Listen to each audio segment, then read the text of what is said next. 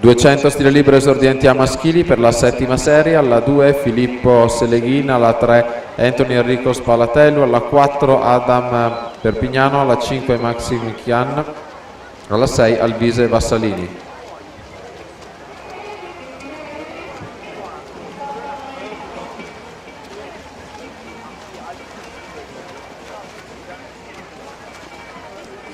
Primi 50 metri in questa prima serie, 32-18 Veronica Moro, un centesimo dietro Caterina De Marchi, già dal Z 32-45 e fino ad arrivare alla sesta che è Asia Zonta nello spazio di 73 centesimi le prime 6 ai 50 metri.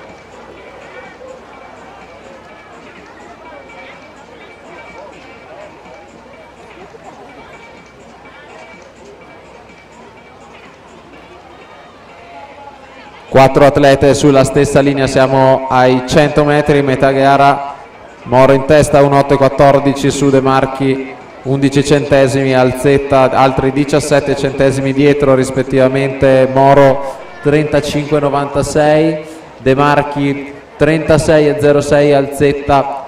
35,86.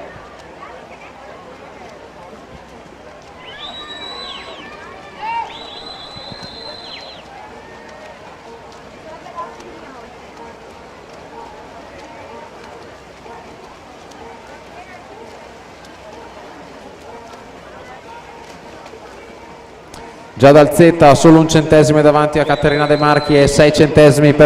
su Valentina Tellan, le prime 6 in 6 centesimi, le prime 3 in 6 centesimi, le prime 4 in 71 centesimi, al Z 37,43, De Marchi 37,50 e Tellan